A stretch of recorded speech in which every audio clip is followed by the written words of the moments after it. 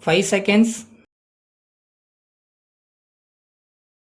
Start. Mr. Speaker Sir, we are considering the appropriation bill with reference to the supplementary grants. I was hoping that at least one honorable member would refer at least to one item in the supplementary grants and make some concrete suggestions. But I was disappointed. I would request honorable members to bear in mind that we have to follow the rules of debate at least to some extent. It is not as if the minister can answer any point at any time. We come prepared with reference to the subject matter which is to be discussed. So, honorable members should not feel sorry if I am unable to reply to some points raised here.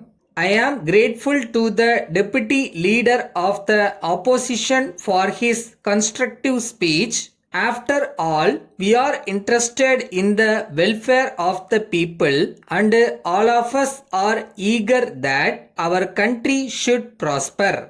We want that the various needs of the people should be met. In the method of doing this, there may be difference of opinion in regard to certain matters, but it should not stand in the way of our cooperating where we agree. One honorable member referred to the need for improving irrigation facilities. I may inform him that we are anxious to increase production of food grains. The government will do their best to increase food production. If, as a matter of fact, food production can be increased in any part of the country by a simple scheme as suggested by him, we will look into the matter. Then, as regards bus transport, he referred to the attitude of the conductors towards passengers. I do not know how far this charge is true. I agree that there are certain people not only in transport service but in other walks of life also who are unpleasant to other persons. But I may tell the honorable member that if there are bad people in transport service, they should be looked. If he had brought to the notice of the government specific instances, we could have taken action, but he made only a general charge. I now come to the subject of loudspeakers. When one meeting is addressed by one party and another meeting which is held just nearby is addressed by another party, if loudspeakers are installed, it will result in shouting and confusion. It is our intention in permitting the use of loudspeakers that they should cause the least inconvenience to others. It is only with this object in view that the use of loudspeakers is regulated. The government will not stand in the way if meetings are held in a peaceful manner.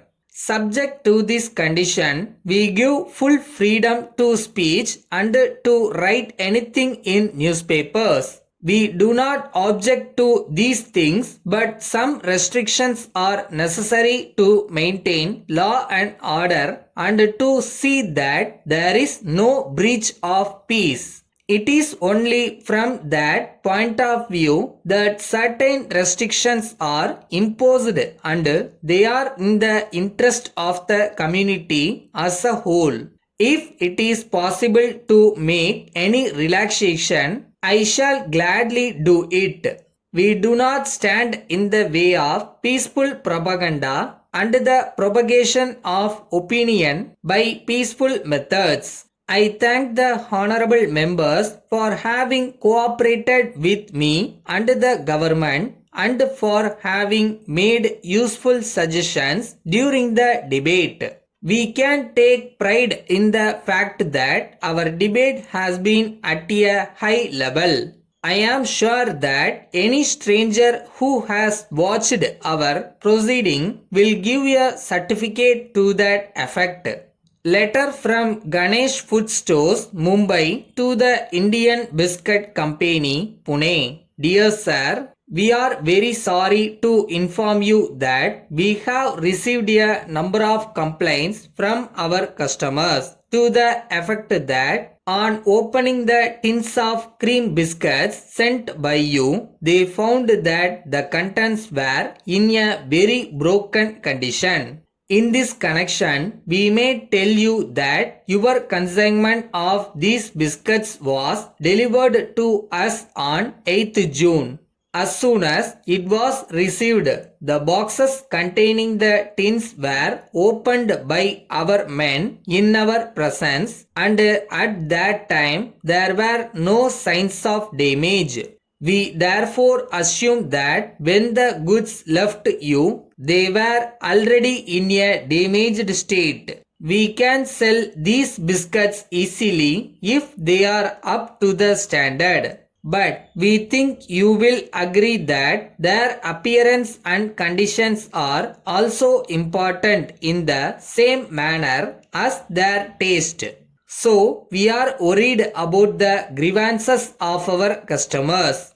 It is our useful practice to supply sound goods in exchange for the defective ones which are returned to us by our customers. But in this case, we are not able to decide whether we should follow this practice when we think that the substitute goods may not be in any better condition. So, we shall be pleased if you let us know how you can help us out of our difficulty. Yours faithfully.